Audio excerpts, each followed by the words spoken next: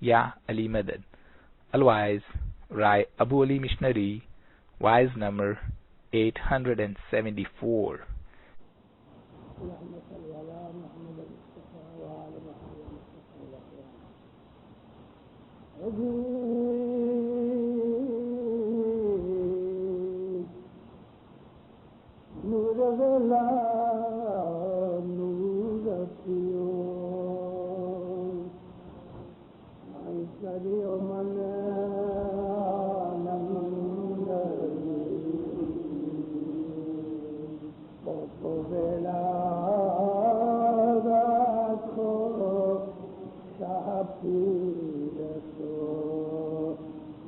بندگی تم جاگو جاگو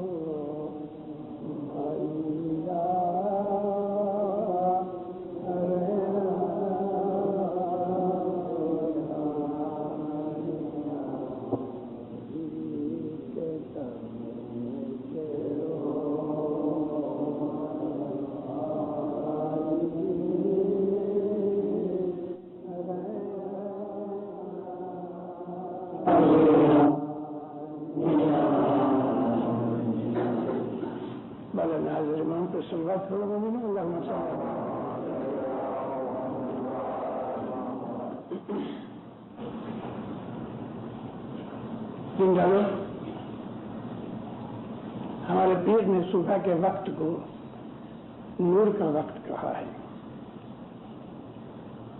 فرماتے ہیں کہ نور کے وقت اٹھو. رات کا جو آخری پہر ہے پوپ کہتے ہیں آخری پہر کو جو لاسٹ ہوئے.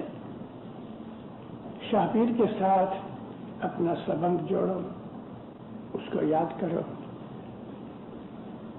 صبح کی عبادت انسان کو عظیم بخششیں دلاتی ہے.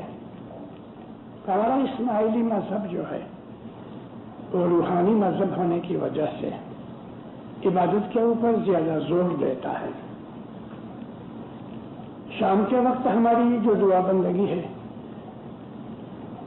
وہ دعا بندگی ہمارے اوپر فرض کے طور پہ, اور چھوٹی عمر سے جو بچے ہیں وہ مذہب کو سیکھیں. 3 وقت کی دعا پڑھیں. جماعت خانے کے اندر جتنی ہماری رسم و رواج ہوتی ہے ان چیزوں کے اندر کچھ نہ کچھ بھید اور فائدے ہیں جو ہم کو ظاہری اور باطنی ترقی کے لیے ضروری ہیں. مگر سب سے اچھی چیز جو ہے ہمارے مذہب میں سب سے اعلیٰ چیز جو ہے تو وہ صبح کی عبادت ہے. وہ لوگ کہ جو بیت الخیال کا بول نہیں رکھتے ان کو بھی صبح آنا چاہیے اور کچھ مدت تک اس طرح کی پریکٹس کریں کہ جب ان کو بول ملے تو وہ اس بات کے لیے پہلے سے تیار ہوں. مولانا حضرت امام فرمایا کرتے ہیں کہ دیکھو اگر تم کسی کے کہنے سے یہاں آئے ہو یا کسی نے تم کو دباؤ کیا ہے اور تم کو ابھی فیل ہوتا ہے کہ ہم یہ عبادت نہیں کر سکیں گے تو تم بول مت لو. بول لے کر تم عبادت نہیں کرتے تو یہ بہت بڑی خراب چیز ہے. اس سے بہتر ہے کہ بول نہ لیا جائے. میرا فرمایا بول لینا کو لازم نہیں. جس طرح سے ہماری دعا اور رسول ہے اس طرح سے بول لینا ہمارے اوپر فرض نہیں ہے. بول وہ لے کہ جس آدمی کو یہ خیال ہو کہ موت کے بعد میں کہاں جاؤں گا, کیسے رہوں گا, میں اس کا آج بندوبست کروں, اپنی روحانی طاقت بڑھاؤں تاکہ موت کے بعد مجھ کو سکھ ملے اور میں کسی طرح کی پنشمنٹ سے بچوں. بیت الخیال اس کے لیے ہے کہ جو اس دنیا سے اپنے دل کو ہٹا کے اپنے اندر کی دنیا کو دیکھنا چاہتے ہیں کہ میرے اندر کیا ہے. خدا کی تمام خدائی کے اندر بہت سے بھید اور رموز ہیں, مسٹریز ہیں. عبادت کرنے والے ان چیزوں کو دیکھتے ہیں, ان چیزوں کا تجربہ کرتے ہیں. مولانا حضرت امام ایک وقت کے نشاسا گئے. میں بات کرتا ہوں 1963 کی. جماعت میں آ کے بیٹھے, بیت الخیال کی مہمانی رکھی گئی. 60-62 آدمی تھے، عورت مرد. مولا نے سب کی آنکھوں میں آنکھیں ڈالی اور ماں باپ نے پوچھا تمہارے میں سے جو بول کو بھول گیا ہے وہ ہاتھ اونچا کرو. کسی نے ہاتھ اونچا نہ کیا. ماں باپ نے دوسری دفعہ فرمایا تمہارے میں سے جو بول کو بھول گیا ہے وہ ہاتھ اونچا کرو. کسی نے نہیں کیا. ایک آدمی تھا جس نے ہاتھ اونچا کیا. حضرت امام ذرا ہنسے. ماں باپ فرمایا میں تم کو پرومس کرتا ہوں میں غصہ نہیں کروں گا، لیکن میں جانتا ہوں تمہارے میں سے کتنے آدمی بول کو بھول گئے ہیں. میں غصہ نہیں کروں گا. تم مجھے بتاؤ جو بول بھول گئے ہیں ہاتھ اونچا کرو. پتہ ہے کیا ہوا؟ سب نے ہاتھ اونچا کیا ایک آدمی کے سوا. مولا کا چہرہ بدل گیا. مولا فرمایا میں نے وعدہ کیا ہے میں غصہ نہیں کروں گا. میں غصہ نہیں کرتا، مگر میں تمہیں یہ پوچھتا ہوں کہ دنیا کے باپ کا نام تم بھول گئے ہو؟ سب کی گردنیں نیچی ہو گئی. ایسا کوئی ہے کہ جس کو اپنے باپ کا نام پتہ نہ ہو؟ مولا فرمایا تم روحانی پتا کا نام بھول گئے. کیسی شرم کی بات ہے. ہم حضرت امام کے پاس جا کے بول لیتے ہیں. ہم کو بول لینے کی ضرورت کیا اگر ہم جا کے سو جائیں؟ عبادت کرنے کا اگر من ہے تو پھر زندگی بھر کا یہ سودا ہے، یہ ایگریمنٹ زندگی بھر کا ہے. ایک دفعہ بول لے لیا پھر زندگی بھر آدمی اس میں سے چھوٹ نہیں سکتا. اس کے لیے امام فرمایا کہ بول مت لو، اس میں کوئی گناہ نہیں، مگر بول لے کے اگر ہم بھول جاتے ہیں تو وہ بڑا گناہ ہے. اور اسی طرح سے بول لے کے اگر ہم عبادت نہیں کرتے تو ہم نے حضرت امام کے ساتھ فرض کیا. اس کے پاس گئے کہ مولا ہم روز عبادت کریں گے، اور جب مولا چلا گیا تو 8, 10, 15 دن ہم نے عبادت کی کر چھوڑ دی. ایسا کرنا برابر نہیں. اور اس کا انجام کیا ہوتا ہے؟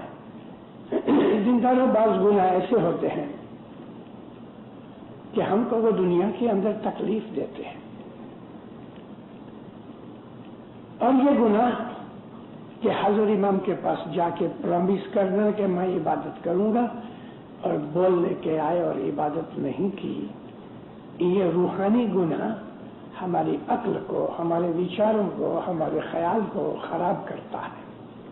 ہمارا ایمان کمزور ہو جاتا ہے. اگر کوئی آدمی عبادت کے لیے حضرت امام کے پاس جا کے بول نہ لے، وہ آدمی اچھا ہے اس آدمی سے کہ جو بول لے کے یا عبادت نہ کرے یا بول کو بھول جائے. اگر وہ آدمی بول نہ لے اور برابر دعا پڑے، دسوں دے، اس کا ایمان روز بروز بڑھے گا. مگر بول لے کے عبادت نہیں کرتا، آہستہ آہستہ اس کے ایمان میں شک پیدا ہوتا ہے. یہ ایک ہمارے مذہب کی بڑے میں بڑی اعلیٰ درجے کی جو چیز ہے تو وہ بیت الخیال ہے. اگر میں آپ کو یہ کہوں کہ اسماعیلی مذہب کی 99% 99% اگر کوئی چیز اعلیٰ چیز ہے تو وہ یہ ہے سارا مذہب الگ ہو جائے، یہ ایک چیز اعلیٰ درجے کی ہے. اسماعیلی مذہب ہے ہی یہ کہ مولانا حضرت امام کے نور کی شناخت کی جائے. حضرت امام ہم کو ظاہر میں ایک انسان لگتا ہے، لیکن اسی امام کے اندر جس کو ہم امام مانتے ہیں وہ بدن نہیں ہے، وہ اس کا نور ہے. ہم کو اس نور کی شناخت کرنی چاہیے کہ حضرت امام کا جو نور ہے وہ بھلا کیا ہے. اس کے لیے اگر ہمارے دل میں تمنا پیدا ہو جائے، ایسی تمنا کہ وہ تمنا باقی تمام چیزوں کے اوپر حاوی ہو جائے، اور ہم کو یہ ایسا طے کرنا کہ نہیں مجھے مولا کا نور دیکھنا ہے، تو جس طرح سے ڈاکٹر بننے کے لیے 5-7 برس کا کورس ہے، انجینئر بننے کے لیے 4-5 برس لگتے ہیں، وکیل بننے کے لیے بھی 4-5 برس لگتے ہیں، ایسے دنیا میں بہت سے کورس ہیں کہ کوئی 2 برس کا، کوئی 1 برس کا، کوئی 5 برس کا، اس کے بعد پھر ہم کو سرٹیفکیٹ ملتا ہے اور آدمی انجینئر بن گیا، ڈاکٹر بن گیا۔ اس طرح سے عبادت کا بھی ایک کورس ہے، بیت الخیال کی عبادت کا ایک کورس ہے۔ مولانا امام سلطان محمد شاہ صلوات اللہ علیہ کا ایک فرمان ہے،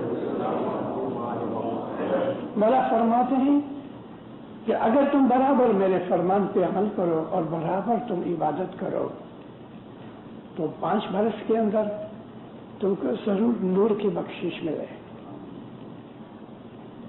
اب یہ 5 برس کا ایک کورس بنایا۔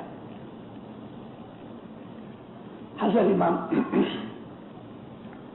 یورپ میں ایک جگہ گئے، مولا نے بیت الخیال کے بول کے وقت فرمان کیے۔ ایسا ہی واقعہ بمبئی میں بھی بن چکا ہے۔ مولا فرمایا آج میں تمہیں ایک ایسی چیز بخشش دیتا ہوں کہ اگر تم برابر عمل کرو گے تو تمہارے میں سے ایک ایسا بھی ہے کہ جس کو آج ہی پہلے دن دیدار ہو گئے، اور تمہارے میں ایسے بھی ہیں کہ جو 1 مہینے کے اندر دیدار پا سکے۔ تو سچ مچ دوسرے دن ایک جوان لڑکی تھی، شادی شدہ تھی، وہ امام کے پاس گئی کہ آج کئی رات کو والا تو نے رحم کیا اور مجھ کو دیدار ملا۔ دیدار کا پانا ہمارا حق نہیں ہے، مولا فرمایا تمہارے اوپر جب یہ رحمت اترے گی تو تمہیں دیدار ملے گا، لیکن ہم کو اس کے لیے تیار ہونا چاہیے۔ ہمارے پاس برتن ہونا چاہیے کہ جس میں مولا کچھ بخشش ڈال دے۔ اس برتن کو پہلے تیار کرو، وہ برتن ہمارا باطن ہے۔ تو میں آپ کو سمجھا رہا تھا کہ بیت الخیال ہے نا، وہ ایک کورس ہے۔ مولا نے اس کی بڑے سے بڑی جو مدت رکھی تو 5 برس رکھے، لیکن حضرت امام کے فرمان کے حساب سے یہ کورس کم بھی ہو سکتا ہے۔ ابھی کورس کیا ہے کہ انسان کو پہلے تو یہ تمنا جاگنی چاہیے کہ مجھے عبادت کرنی ہے۔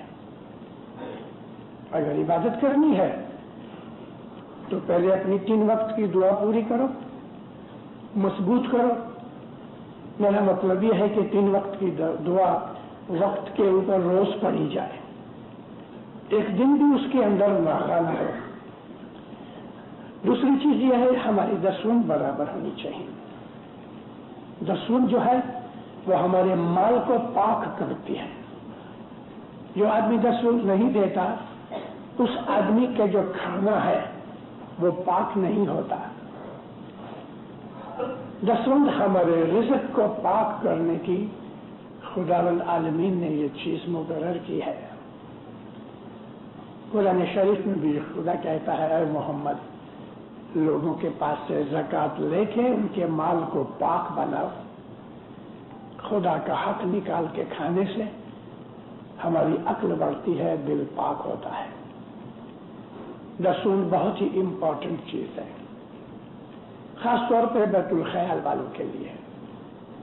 اور دوسرا یہ بھی ہے کہ جو بیت الخیال میں نہیں ہے ان کے لیے بھی دسوند بہت ضروری ہے۔ ایک مشنری کے طور پہ میں گھومتا پھرتا رہتا ہوں، میرے پاس جماعت خانے کے اندر بھائی بہن ملتے رہتے ہیں، میرے گھر پہ بھی آتے رہتے ہیں، اور بہت دفعہ ایسا ہوا کہ لوگ کہتے ہیں کہ ہم کو رزق میں برکت ملے، اس کی کوئی تسبیح بتاؤ، تو میں ان کو کہتا ہوں دسوند برابر دو۔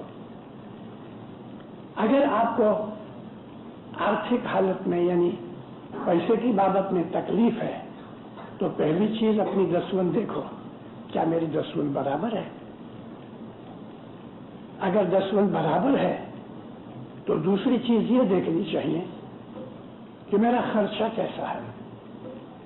اگر 100 روپے کی آمدنی ہوئے اور 101 روپے خرچ کریں تو مولا فرماتے ہیں کہ تم کبھی اوپر نہیں آؤ گے. 1 روپے کی بچت کرو. 100 روپیہ اگر آوک ہے تو 1 روپے کی بچت کرو, نہیں خرچ کرو.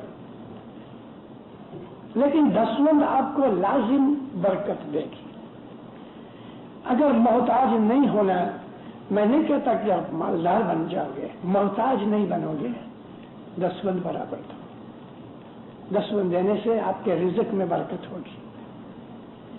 دسوند دینے سے امام کی بخششیں اتریں گی. اور دسوند ہم کو بیت الخیال میں بہت کام آتی ہے. جیسا میں نے کہا کہ خدا فرماتا ہے محمد زکوٰۃ لے کے ان کے مال کو پاک کرو. جب یہ رزق پاک ہو گیا تو ایسا پاک رزق کھانے سے انسان کا باطن پاک ہوتا ہے, خیال پاک ہوتے ہیں, وہ انسان کے اعمال سدھرتے ہیں. اور عبادت کے اندر بیت الخیال کی عبادت والے کو اس کا کیریکٹر, اس کے عمل اعمال بہت اچھے ہونے چاہیے. ایک آدمی کے دل میں شیطان بستا ہے, وہاں خدا کیسے آئے گا؟ آدمی جھوٹ بولتا ہے, بد نظری کرتا ہے, فریب دیتا ہے, دوسرے کا مال کھاتا ہے, جھوٹ بولتا ہے اور کئی قسم کے گناہ کرتا ہے. وہ آدمی عبادت کیسے کر سکتا ہے؟ اس کو بیت الخیال کا بول بھی دے دو تو بھی اس کی عبادت پھلے گی نہیں, اس کے من کا اندھیرا دور نہیں ہوگا. اپنے اعمال پاک رکھو, کسی کا نقصان نہیں ہونا چاہیے, کوئی گناہ نہیں کرنا چاہیے. انسان ہے, ویک ہے, اجانے نادانی میں گناہ ہوتے ہیں. ایسے گناہ جب ہم شام کو جماعت خانے آتے ہیں تو مولا ہم کو معاف کر دیتا ہے, بن مانگے معاف کر دیتا ہے, کیونکہ ہم نے وہ گناہ نادانی میں کر دیے. ایک آدمی چلتے چلتے کسی کو دھکا لگا دیتا ہے تو اس کی انٹینشن نہیں تھی کہ میں اس کو دھکا لگاؤں, مگر پھر کھڑے ہو کے کہتا ہے میں سوری ہوں. اسی طرح سے ہمارے ہاتھ سے بہت سے ایسے کبھی جھوٹ بول دیتے ہیں, اور کبھی اور قسم کے گناہ ہوتے ہیں. میں اس کی ڈیفینیشن نہیں دیتا, لیکن ایسے نادانی میں, بے خبری میں گناہ ہو جاتے ہیں. اور امام فرماتا ہے کہ اچھے سے اچھا مومن بھی دن میں 7 گناہ کر لیتا ہے, یعنی اس سے ہو جاتے ہیں ویکنس کے کارن سے. اس لیے بیت الخیال کے اندر امام نے مہینے میں ایک چھانٹا رکھا ہے. بیت الخیال کی ایک مجلس ہوتی ہے شام کے وقت, اس میں مولا فرمایا چھانٹا لینے سے تمہارے اعمال کے گناہ بخشے جاتے ہیں. اگر ہماری دسوند کی کچھ خامی رہ گئی, ہم نے جان بوجھ کے کوئی بھول نہیں کی, مگر دسوند کی خامی کچھ رہ گئی, تو چاندرات کا جو چھانٹا ہے وہ پیورلی دسوند ہی کا چھانٹا ہے. چاندرات کے چھانٹے میں ہمارے اعمال کے گناہ بخشے نہیں جاتے, وہ تو دسوند ہی کا چھانٹا ہے. بیت الخیال کا چھانٹا ہمارے اعمال کے گناہوں کو معاف کرتا ہے. مومن وہ ہے دن جانو کہ جو 24 گھنٹے امام کو یاد کرتا رہتا ہے. وہ لوگ کہ جو عبادت کرتے ہیں ان کی عبادت خالی 1 گھنٹے کی 4 اور 5 صبح کے وقت نہیں, 23 گھنٹے اور بھی اس کے عبادت میں جانے چاہیے. اور وہ یہ ہے کہ گناہ نہ کرے, دل کو پاک صاف رکھے, خیال اچھے رکھے, کسی بھی آدمی کا دل نہ دکھائے. خدا وہاب ہے. وہاب کہتے ہیں مانگے بغیر بخش دے گئے, مانگے بغیر کوئی بخشش دے دے گئے. تو یہ وہاب جو ہم صبح کی تسبیح نکالتے ہیں, آج میں نے تسبیح سنی ادھر, مولانا حسن علی شمع باپ صلوات اللہ علیہ نے 120 برس پہلے 1870 میں 40-42 اسماعیلی کچھ میں سے نکلے مولا کے حکم سے افریقہ جانے کے لیے. وہ زمانہ ایسا تھا کہ اسٹیمر تھی مگر بہت مہنگی تھی, اور یہ لوگ ایک دھاؤ میں نکلے, بادبانی کشتی کہتے ہیں اردو میں. بمبئی پہنچے تو بمبئی ان کو کیپٹن نے کہا کہ 8 دن ہم ٹھہریں گے, کھانے پینے کا اور دوسرا پانی وغیرہ یہ سب مال لے کے ہم نکلیں گے. یہ لوگ شہر میں آئے تو پتہ لگا مولانا حسن علی شاہ ماں باپ پونا سے آئے ہیں اور جماعت کو دیدار دیتے ہیں. یہ لوگ واڑی میں پہنچے. وہ زمانے میں حسن آباد نہیں تھا.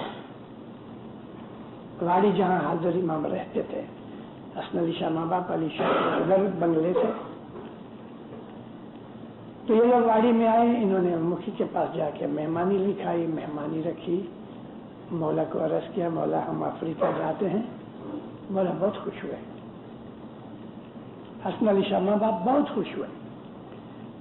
فرمایا کہ آج میں تمہیں ایک چابی دیتا ہوں. ادھر جا کے مکھی کا مڑیا کو جماعت کو کہنا کہ میرا یہ فرمان ہے کہ شام کے وقت پہلی دعا کے بعد تم یہ 4 تسبیحاں نکالنا, یا اللہ, یا وہاب, یا علی, اللہ صمد.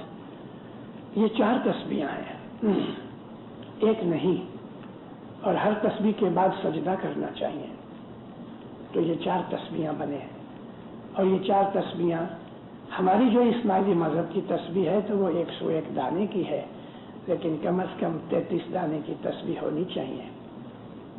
یہ 4 تسبیحاں مولا فرمایا تم افریقہ کی جماعت نکالو, انشاءاللہ دین دنیا میں تمہاری چڑھتی ہوئے گی.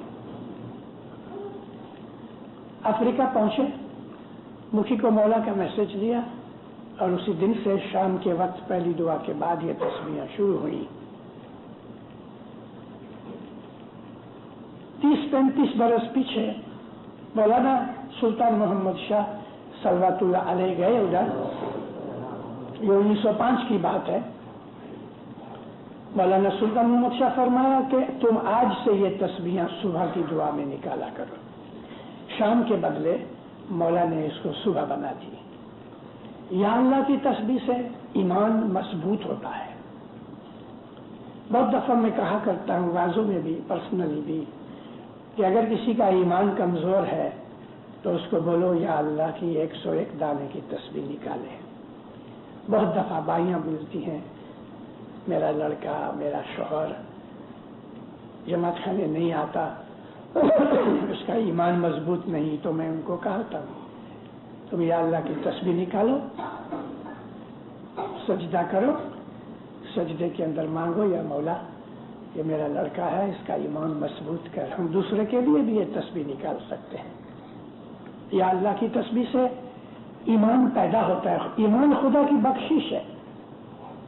رسول اکرم فرماتے ہیں کہ خدا کی بڑے سے بڑی بخشش یہ ہے کہ اس کے دل میں خدا کا ایمان ہو گیا, کیونکہ اگر ایمان ہوگا تو سب کچھ آ جائے گا. یا وہاب کی تسبیح نکالنے سے خدا ہم کو بخششیں دیتا ہے. یا وہاب کی تسبیح نکالنے سے بعض دفعہ ہم ایسے گناہ کرتے ہیں کہ ہم اس کی معافی نہیں بھی مانگتے اور ہم کو پتہ نہیں لگتا. تو یا وہاب ہے نا, یہ ہمارے گناہ مانگے بغیر معاف کر دیتا ہے, درگزر کر دیتا ہے. یا وہاب کی تسبیح سے نوی نوی بخششیں بھی ملتی ہیں, دنیاوی بخششیں بھی ملتی ہیں, روحانی بخششیں بھی ملتی ہیں. یا علی کی تسبیح نکالنے سے ہماری مشکلیں دور ہوتی ہیں, آفتیں دور ہوتی ہیں, اور ہمارے بہت سے ایسے کام کے جو پھنسے ہوئے ہیں ہوتے نہیں, یا علی کی تسبیح نکالنے سے وہ کام ہو جاتے ہیں. بعض دفعہ ایک انسان کو اس کی پراپرٹی یا بزنس یا اور بابت کے اندر, ایون تندرستی کی بابت میں کوئی ایسی مرادیں, ایسی امیدیں ہوتی ہیں, ایسی مشکلیں ہوتی ہیں کہ وہ کام نہیں ہوتا, بہت ٹائم نکل جاتا ہے. تو علی کی تسبیح نکالو, آپ کا کام ہو جائے, آپ کی مشکلیں دور ہو جائیں. ایسا بھی ہوتا ہے دینداروں کہ آپ نے ایک مراد مانگی, علی کی تسبیح نکالی, تو بھی آپ کی وہ مراد پوری نہیں ہوئی, تو آپ یہ سمجھو کہ یہ چیز میرے لیے اچھی نہیں تھی. ایک چھوٹا بچہ ہے 6 مہینے کا, آگ جل رہی ہے اور وہ بھاگتا ہے اس آگ کو پکڑنے کے لیے, تو مجھے بتاؤ اس کی ماں یا باپ اس کو یہ آگ پکڑنے دیں گے؟ بچہ بہت دم پچھاڑ کرتا ہے, بہت روتا ہے, خرچ ضد کرتا ہے, لیکن ماں باپ کسی بھی حالت میں اس کو آگ تک نہیں جانے دیں گے. ایسی بعض چیزیں ہوتی ہیں کہ بڑی دعائیں مانگو, خوب مانگو, خوب مانگو, خوب مانگو, تو بھی مولا نہیں دیتا. اس میں کچھ بھید ہے. 40 دن سے زیادہ کوئی امید کی تسبیح مت نکالو. 40 दिन तक कोई दुआ मांगनी है मांगो, अगर 40 दिन तक वो दुआ आपकी मंजूर नहीं हुई तो बंद करो, ये समझ लो कि वो चीज मेरे लिए अच्छी नहीं थी। मौला बेहतर जानता है, वो हमको वो चीज नहीं देगा कि जो चीज हमारे लिए खराब है। और कभी हमने जिद करके किसी हालत में ले लिया तो ज़ंज़िबार की एक बात मैं कभी कभी अपनी आवाज़ों में कहा करता हूँ। ज़ंज़िबार में एक कपल था, 14-15 साल हो गए उनको बच्चा नहीं था। माँ बड़ी आबिद थी, मौला के पांव पकड़ लिए, मौला मेरे बच्चे को तू औलाद दे। माँ बाप फरमाया देखो उसके ईमान की दुआ मांगो, औलाद मत मांगो। अभी वो औरत आबिद थी, जिद करके बैठी।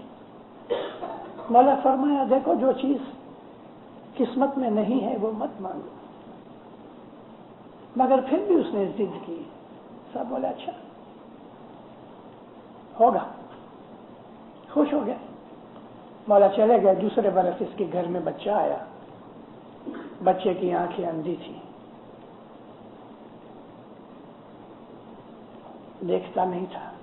थोड़ा बड़ा हुआ तो पता लगा कि गूंगा है, तो जो गूंगा हो वो बहरा भी है।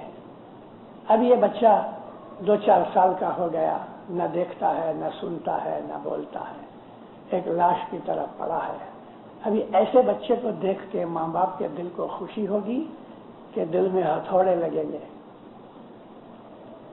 मांगा, जिद करके मांगा, अच्छा ले लो, क्योंकि तुम्हारे नसीब में है ही नहीं कोई ऐसी रूहानी पकड़ के कि जिसको सजा मिल रही थी, मौला ने उनको भेज दिया, जा इसके घर में पैदा हो जा।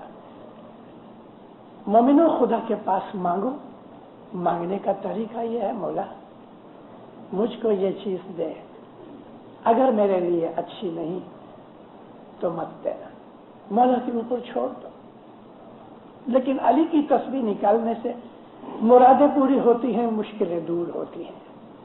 मैंने अर्ज किया आपको कि 40 दिन तक आप एक चीज मांगो फिर छोड़ देना। बस आपने एप्लीकेशन की, रोज 40 दिन तक अर्ज की।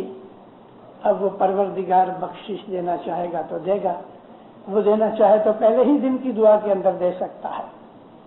लेकिन फिर भी आपने रिपीट करके 40 दिन तक मांगी, अगर नहीं मिले तो समझना मौला आपको कोई मुश्किल में से, कोई बला में से बचा रहा है। मैं बहुत बरस पहले मुंबई रहा करता था।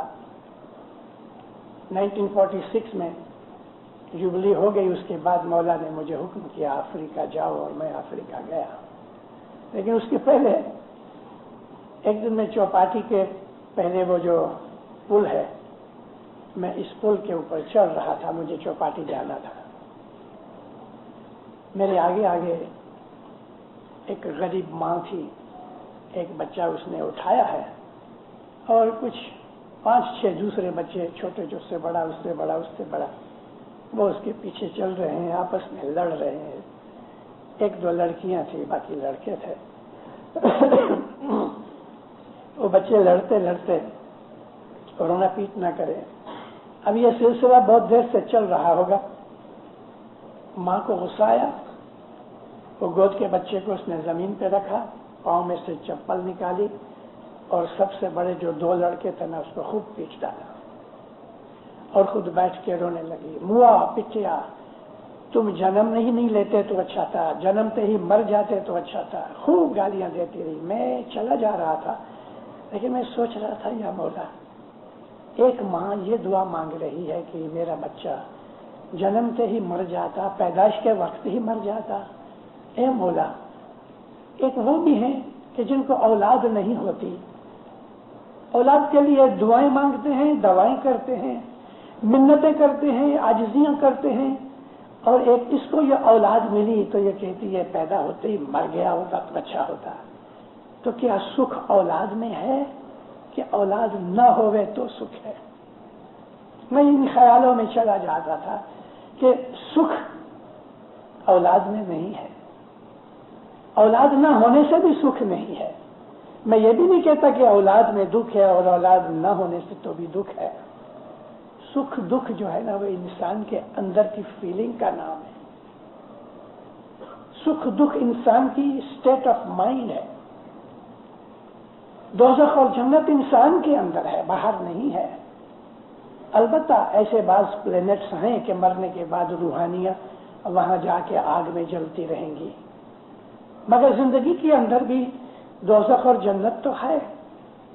جب انسان کا مائنڈ خوش ہوتا ہے، ریلیکسڈ ہوتا ہے، اس کے اندر سکون ہے، سنتوش ہے، یہ حالت بہت. اور اگر انسان دل میں جل رہا ہے تو یہ جلاپا دوزخ کی نشانی ہے. ہمارے گنان کے اندر پیروں نے کہا ہے دوزخ گھٹ اندر کنواں اگنڈا تیاں شیطان کیرا تھام. دوزخ ہمارے گھٹ کے اندر ہے. حسد، عرشا، کینہ، یہ تمام خرابیاں بدیاں انسان کے من کو جلاتی رہتی ہیں. اس لیے مذہب کے اندر ہم کو یہ کہا گیا کہ اگر تمہیں سکون چاہیے، اگر تمہیں نور چاہیے، اگر تمہیں راحت چاہیے تو خدا کی عبادت کرو، بدیوں گناہوں سے بچو. بدی کرنے والے کے دل میں کبھی سکون نہیں ہوتا. تو میں عرض کرتا تھا کہ یہ علی کی تسبیح نکالنے سے بلائیں دور ہوتی ہیں. چوتھی تسبیح جو مولانا حسن علی شاہ نے دی تو وہ تھی اللہ الصمد. اس کا مطلب یہ ہے کہ وہ خدا جس کو کوئی چیز کی محتاج ہی نہیں. خدا کوئی چیز کا محتاج نہیں، کسی چیز پہ ڈیپینڈ نہیں کرتا.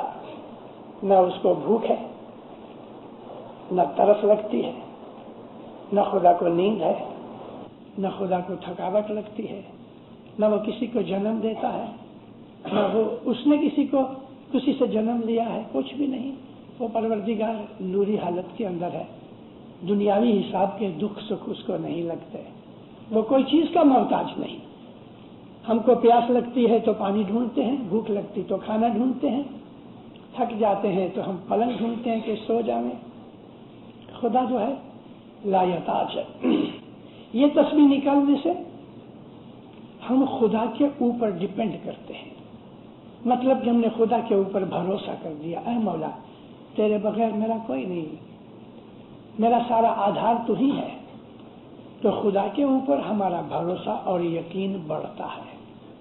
ہماری دعا میں ایک لفظ ہے توکل. سجدہ وجہی علیکا و توکلت علیکا منک قوتی وانت اسمتی یا رب العالمین.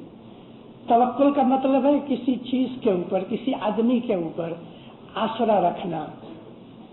ہم بعض دفعہ کسی کو کہتے ہیں دیکھ میرا یہ کام تیرے سوا کوئی نہیں کر سکتا، مجھے تیرا ہی بھروسہ ہے.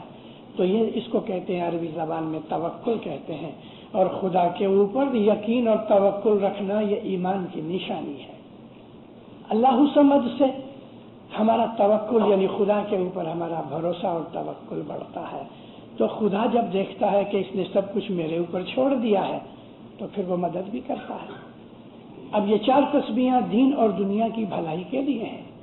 افریقہ کی جماعت بڑھتی گئی، ہر حالت میں آباد سکھی ہوتے گئے.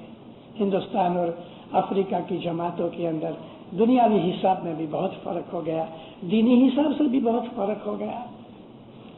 پھر 1946 میں ڈائمنڈ جوبلی جب یہ افریقہ میں ہوئی تو 350 اسماعیلی ادھر سے اسٹیمر میں بیٹھ کے جب ادھر گئے اور وہاں یہ تسبیحاں دیکھی انہوں نے صبح، تو پھر مولا کے پاس انڈیا پاکستان والوں نے عرض کی تو مولا فرمایا اچھا تم بھی نکالو. تو یہ تسبیحاں ادھر شروع ہوئی. یہ 4 تسبیحاں جو صبح کی ہیں وہ تو جماعت کے ساتھ آپ نکالو، لیکن دن کے وقت بھی کبھی یہ 4 تسبیحاں آپ نکالو آرام سے بیٹھ کے، تو آپ کو اس سے میں بڑا فائدہ ہوگا. دن کے اندر کوئی اور بھی تسبیح نکالتے رہو. مولانا علی شاہ ماں باپ ایک دن کانڈی محلے کے جو بھی کریم آباد ہو گیا جماعت خانے میں آئے. خوب بارش ہو رہی تھی زور شور کی، اتنی بارش کی آدمی سن نہیں سکے. کمڑیا حاجی کو مولا نے بلایا، حاجی کمڑیا دیکھو تو بہت بارش ہوتی ہے. حاجی کمڑیا گیا کھڑکی کے پاس، واپس آ کے کہا مولا بہت زور کی بارش ہے. اچھا واپس جاؤ دیکھو کہ 1 منٹ میں कितनी बूंदें गिरती हैं। मन में कहा कि ये कौन गिन सके, लेकिन हुक्म था ना, उजर नहीं किया। गया उधर, जाके वापस आके कहते हैं मौला ये तो तू ही गिन सके कि 1 मिनट में कितनी बूंदें इतनी जोर की बारिश में। हमारे हाजी जमात को कहो कि 1 मिनट में इस बारिश की कोई बूंदें गिन नहीं सकता। इस तरह जब तुम एक सलवात पढ़ते हो तो फरिश्ते कलम रख देते हैं, उस एक सलवात का इतना सवाब होता है कि वो गिन नहीं सकते। सलवात की एक तस्बीह हर रोज निकालने से बहुत फायदे होते हैं। पहला फायदा यह होता है कि हमने अपने मौला को, रसूल अकरम सल्लल्लाहु अलैहि वसल्लम को, हमने सब इमामों को सलाम किया। सलवात जो जिसको हम दुरूद कहते हैं, ये हज़रत इमाम की रूहानी मेहमानी है। जिस तरह इधर हम 2-5 पैसे के रुपया कुछ रकम दे के मौला की मेहमानी का सवाब लेते हैं, ये रूहानी मेहमानी है। ये रसूल और उसकी आल के ऊपर हम सलाम करते हैं। मौलाना सुल्तान मोहम्मद शाह फरमाते हैं कि तुम सलवात बहुत पढ़ो तो तुम्हारे दुश्मन दफे होंगे, तुम मजबूत ताकत वाले बनोगे, तुम्हारा ईमान बढ़ेगा, दिन ब दिन तुम्हारी आबादी होगी, चढ़ती होगी, और जब तुम गुजर जाओगे तो सीधे बहिश्त में जाओगे। चंद रात के फरमान में दिन में कम अज कम 2 तस्बीहां सलवात की जरूर निकालो कि बैतुल ख्याल की इबादत में हमें काम आएंगी, हमारे सवाब बढ़ेंगे। हमारे जिस तरह बैंक बैलेंस होता है, हर महीने स्टेटमेंट आती है, एक कॉलम है कि आपने पैसे जमा किए, वो क्रेडिट की कॉलम है। एक कॉलम ये है कि आपने कितने पैसे विथड्रॉ किए, ये डेबिट की कॉलम है। और फिर एक कॉलम है बैलेंस का। 1000 रुपए हमने जमा किए और दूसरे दिन 800 निकाल लिए तो बैलेंस रहा 200। फिर हमने उसके अंदर 2000 डाल दिए तो बैलेंस आया 2200। इस तरह आप अगर पैसे जमा भी करते रहो, निकालते भी रहो, वो बैलेंस रहेगा। मगर आपने किसी दिन बहुत ज्यादा पैसे निकाल लिए तो बैलेंस जो कहते हैं रेड में चला गया, यानी माइनस हो गया, इतना कर्जा बढ़ गया। अगर 50 रुपए माइनस में चले गए, डेबिट में आ गए, तो उसका मतलब है कि हमारे ऊपर 50 रुपए कर्ज हो गया। ये जो गुनाह और सवाब है, ये बैंक स्टेटमेंट की तरह है, बिल्कुल ऐसा ही है। अगर हमने कुछ सवाब का काम किया तो क्रेडिट हो गई, गुनाह किए तो डेबिट हो गई और बाकी का बैलेंस रह गया। नोट है, 1 रुपए की भी नोट है, 100 रुपए की नोट है। इसी तरह से गुनाह की और सवाब की भी कीमत है। बात सवाब ऐसे हैं कि वो 1 ही रुपए की नोट जैसे एक ही नेकी होती है, सवाब 1 यूनिट समझ लो। बस ऐसे नेक काम है कि उधर सवाब के बैलेंस में 1000 चढ़ जाता है। और बास गुनाह ऐसे होते हैं कि ये सारे 1000 नेकियां खा जाता है। बास नेकियां ऐसी होती हैं पावरफुल के गुनाह को खा जाती हैं, और बास गुनाह ऐसे होते हैं कि नेकियों को खा जाते हैं। अब ये हमारा कितना गुनाह है, कितने सवाब है, उसके ऊपर हमारा बैलेंस होता है। ये जो इसकी सलवात की जो तस्बीह है, ये आपको गुनाह करने से रोकेगी। दुरूद की तस्बीह आपको गुनाह करने से रोकेगी। गुनाह करने से इंसान जो बिगड़ता है, उससे ये दुरूद की तस्बीह बचाएगी। और इमाम सुल्तान मोहम्मद शाह फरमाते हैं कि अगर तुम्हें कोई दुनिया की मुराद हासिल करनी है तो सुबह जमात खाने में 2 तस्बीहां अगर तुम सलवात की निकालो और फिर सजदा करके अपनी मुराद मांगो तो मौला तुमको वो चीज बख्शिश देगा।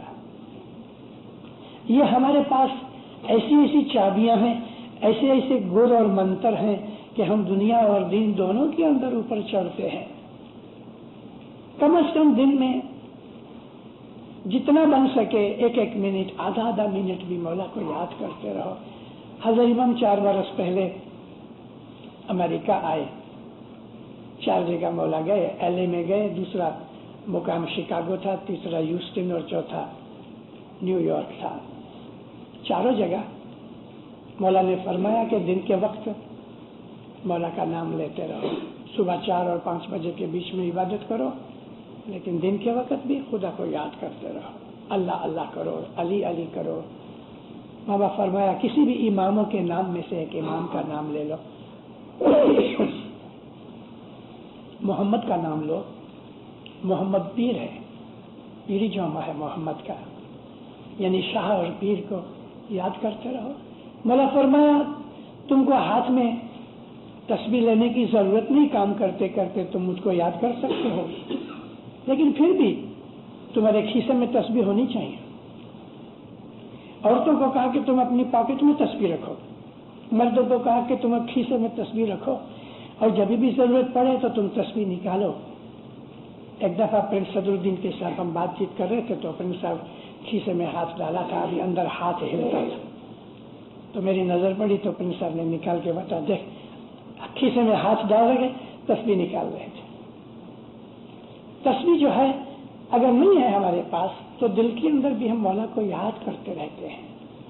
بیت الخیال کی عبادت، آرام سے بیٹھ کے دنیا کے سب خیالات دور کر کے من کو ایکاگر کرو، اردو میں کہتے ہیں یکسوئی کرو، اور یہاں اپنی پریشانی میں دھیان لگاؤ۔ جو بول مولا نے دیا ہے اس بول کو یاد کرو، اور نارمل سانس لو، سانس کی طرف دھیان دینے کی ضرورت نہیں۔ آپ میری آواز سن رہے ہیں، سانس لے رہے ہیں، لیکن آپ کا خیال سارا میری آواز میں ہے، سانس پہ نہیں۔ میں بھی آواز کر رہا ہوں، میرا خیال سانس میں نہیں، میں بول رہا ہوں۔ اس طرح سے ہی نارمل سانس کی طرف دھیان نہیں کرنا، لیکن اپنے بول کے اوپر جو مولا نے بخشش دی ہے اس کے اوپر اپنی پریشانی میں خیال کر کے، یعنی کہ جس طرح انسان سوچتا ہے تو کہاں سوچتا ہے؟ دماغ میں سوچتا ہے۔ یہ بیت الخیال کا جو بول ہے وہ بھی ادھر دماغ میں ہی ہونا چاہیے۔ اس بول کا مطلب بھی جاننا چاہیے۔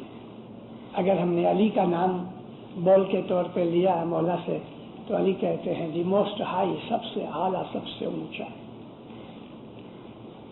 اگر خیال نہیں لگتے تو کل شام کو ایک لڑکی مجھے پوچھتی ہے کہ عبادت کے اندر خیال نہیں لگتے؟ میں نے کہا ہاں بیٹا تو بائیسیکل چلاتی؟ کہتی ہاں۔ تو میں بولا پہلے ہی دن تو بائیسیکل چلا گئی؟ کہتی نہیں میں تو گر پڑتی تھی۔ ہاں عبادت میں ایسا ہی ہے، پہلے ہی دن آپ بیٹھو گے آپ کا دھیان لگ جائے گا، یہ پاسبل نہیں ہے۔ آپ کو اس کی پریکٹس کرنی چاہیے۔ اس پریکٹس میں 3-4 مہینے بھی نکل جائیں گے، 1 برس بھی نکل جائے گا، مگر پریکٹس روز ہونی چاہیے۔ 1-2 دن 8 دن عبادت کر کے آدمی پھر چھوڑ دے، 15 دن کے بعد پھر عبادت کرے، 1 دن ناگا ہو گیا، 3 دن عبادت کی، یہ ٹوٹنا اور جوڑنا اور ٹوٹنا اور جوڑنا انگلش میں کہتے ہیں آف آن پوزیشن ہے۔ اس طرح عبادت نہیں ہوتی، عبادت روز ہونی چاہیے، اور بن سکے تو ایک جگہ پہ بیٹھو اور روز اسی جگہ پہ بیٹھو، اور اپنی ایک عادت بناؤ کہ کس آسن پہ میں بیٹھوں، پاؤں پیچھے رکھ کے بیٹھنا ہے کہ کراس کر کے بیٹھنا ہے۔ ایک آسن خود طے کر لو کہ کون سا آسن میرے لیے ایزی ہے، کیونکہ گرپیر حسن کبیر دن فرماتے ہیں کہ عبدو آسن جیتو نندرا جیتو، پہلے بیٹھک جیتو کہ 1 گھنٹے تک ایک ہی حالت میں بیٹھے رہو، جیسے کہ ایک پتھر کے بت بیٹھا ہوا ہے۔ 10-10 منٹ کے بعد آپ پاؤں بدلاؤ، 10 منٹ کے بعد یوں بیٹھو پھر یوں بیٹھو، اس طرح عبادت نہیں ہوگی۔ ایک آسن، ایک پوزیشن 1 گھنٹے تک رہے، اور بگننگ کے اندر شروعات میں آدمی کو تکلیف ہوتی ہے۔ جس نے نوا بول لیا بیٹھک شروع کی ہے تو پہلے وہ 10 یا 15 منٹ ایک حالت میں بیٹھتا ہے، پھر وہ تھک جاتا ہے۔ بدل ڈالو اپنے پوزیشن کو، مگر ہر روز عبادت کرنے سے آہستہ آہستہ 6-12 مہینے لگ جائیں گے کہ پھر آپ 1 گھنٹہ بیٹھو گے آپ کو پتہ نہیں لگے گا۔ اور آسن اس طرح سے بنا کے بیٹھو کہ آپ کا جو سرکولیشن ہے بلڈ کا وہ بند نہ ہو جائے۔ اگر ضرورت پڑتی ہے تو رومال نکال کے اپنے پاؤں کا جو ٹخنا ہے انگلش میں اینکل کہتے ہیں اس کے نیچے رکھ لو، کیونکہ چٹائی کی وجہ سے بعض دفعہ چٹائی کے جو گرووز ہیں وہ اینکل میں لگتے ہیں، चादर ले लो, अपने रुमाल को नीचे रख लो ताकि वो न लगे। यूरोप अमेरिका में तो घड़ी घड़ी आसन न बदले। दूसरी चीज ये है कि नींद नहीं आनी चाहिए। 1 घंटा इबादत करो, ऐसा ना हो कि 10, 15, 20 मिनट के बाद फिर आप सो जाओ। अगर सो जाएंगे तो आपकी तार टूट जाएगी। तो गुरु हसन कबीर सिंह फरमाते हैं कि हे अब्दू, निंद्रा आसन जीतो, निंद्रा जीतो અને હું ખુદી કરો રસોઈ। હું खुदी का मतलब यह है मैं।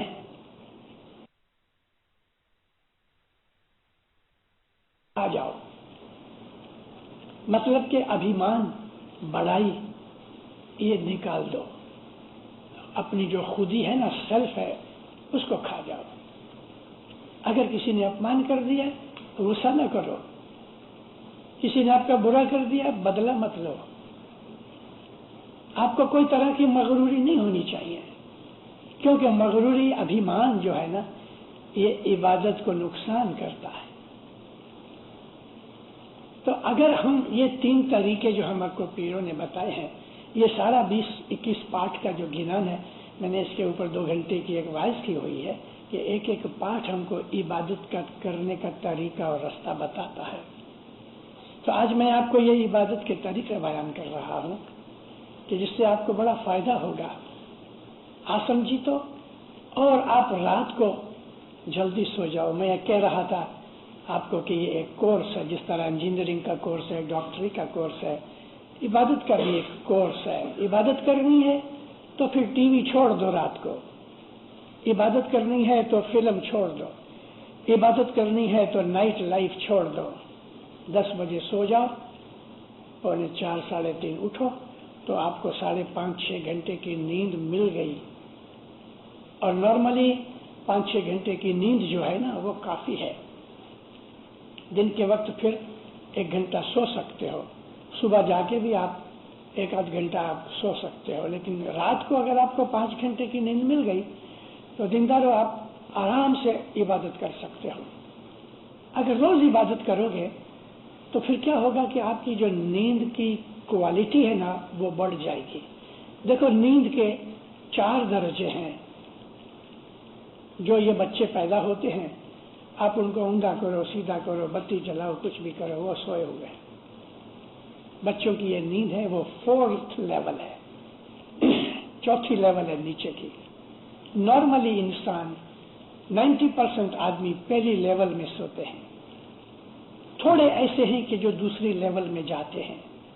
पहली लेवल क्या है कि आदमी तो नींद नहीं आती उसको, किताबें पढ़ता है, कुछ गोलियां खाता है, फाफे मारता है, 1 घंटे के बाद जाके फिर उसको जरा नींद आती है तो उस नींद में सपने बहुत आते हैं।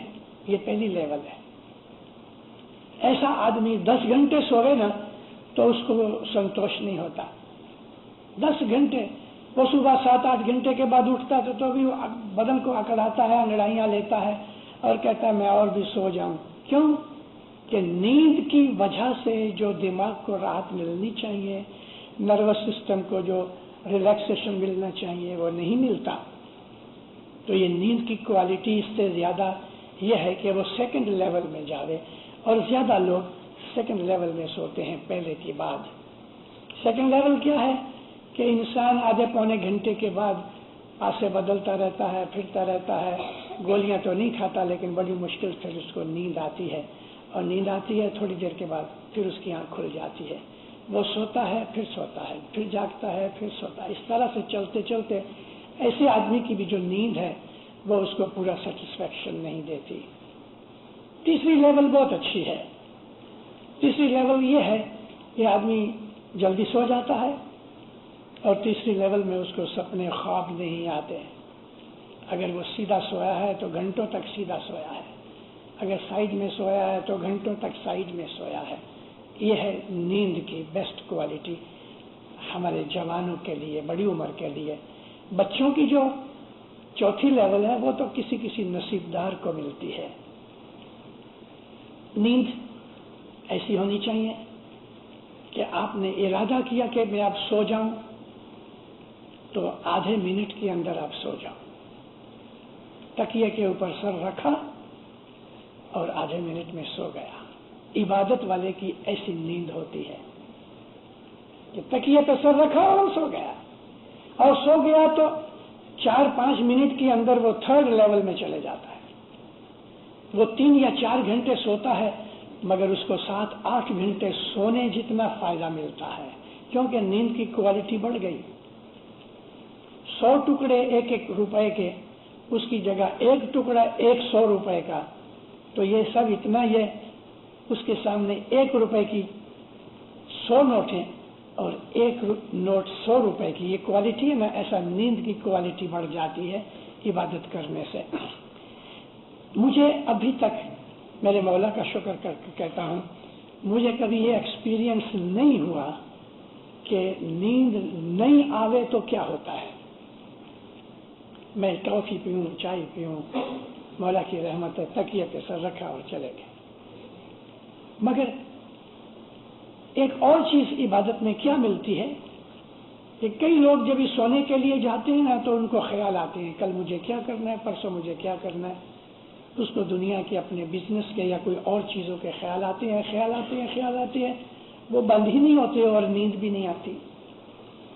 عبادت کرنے والے آدمی کو عبادت میں یہ کام کرنا پڑتا ہے کہ سب خیالوں کو ہٹا کے عبادت کرے، اور اس میں شکتی ہوتی ہے، طاقت ہوتی ہے کہ خیالوں کو دور کر دے. تو رات کو سوتے وقت وہ بھی تمام خیالوں کو کہتے ہیں اچھا ابھی تم میرے بیڈ روم کے باہر جاؤ، میں سوتا ہوں. وہ سو جاتا ہے. اب میں آپ کو ٹیکنک بتاتا ہوں کہ اپنے خیال کو کس طرح کنٹرول میں کرنا. جو 99% لوگ یہی کہتے ہیں ہمارے وچار ادھر ادھر بھٹک جاتے ہیں. اس صدر دین کی یہ ٹیکنیک ہے. آپ عبادت میں بیٹھو، اس کے پہلے مولا کے پاس کچھ عرض کرو. یہ عرض عبادت کے لگتی ہونی چاہیے. یا مولا میں عبادت میں بیٹھا ہوں تیرے سامنے، میرا گناہ بخش دے، مجھ پہ راضی ہو، میرا ہاتھ پکڑ، عبادت کرنے کا مجھے طریقہ سکھا اور مجھ کو یکسوئی دے. ایسی کچھ 2-4 دعائیں مانگو اور 4-5 گہرے سانس لو. پھر آپ اپنے بول کے اوپر آ جاؤ، بول کا رٹن کرو. اگر خیال ادھر ادھر چلے گئے ہیں تو اپنے سانس کو روک لو، سانس کو روک لو. جو ہی سانس روکو گے، جس طرح سے سوئچ آف کر کے بتی بالکل آف ہو جاتی ہے، تمام خیالات اسی وقت آف ہو جائیں گے امیڈیٹلی. آپ سانس کو روک لو گے، دنیاوی خیال بند ہو جائیں گے. اس وقت آپ بول کو بیچ میں لے آؤ، پھر بول کا رٹن چالو کرو. تھوڑے ٹائم کے بعد پھر آپ کے خیال ادھر چلے جائیں گے، ادھر چلے جائیں گے. آپ سانس کو روک لو، خیال بند ہو جائیں گے، اور بول کو پھر جاری کرو. یہ روز پریکٹس کرتے کرتے کرتے کچھ مہینوں کے بعد ایسا ہوگا کہ آپ جو بول کو یاد کرو گے اس کی جو مدت ہے نا وہ بڑھتی جائے گی. پہلے آپ آدھا منٹ خیال لگا سکتے ہو، تو پھر وہ 1 منٹ ہو جائے گا، 1.5 منٹ ہو جائے گا، 2 منٹ ہو جائیں گے. آپ کی کنسنٹریشن بڑھتی جائے گی. 2-4 منٹ کے بعد پھر خیالات ادھر ادھر ہٹ جائیں گے. پھر آپ سانس کو روک لو، آپ کے خیال جم جائیں گے.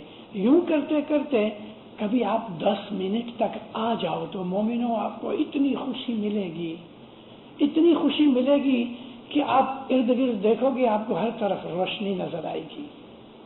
اور جو آپ کی یہ کنسنٹریشن کا ٹائم بڑھتا جائے گا تو آپ کو نئی نئی بخششیں ملتی جائے گی کہ زبان اس کو بیان نہیں کر سکتی. اور اگر انسان بولنا بھی چاہے تو اس چیز کو سمجھانے کے لیے نہ کوئی مثال ہے نہ شبد ہیں. تو پھر صدر دن کہتے ہیں گونگے سپنا پایا، سمجھ سمجھ پچھتائے. کوئی گونگے آدمی کو بہت خوبصورت سپنا آیا ہوگا، کس کو بتائے؟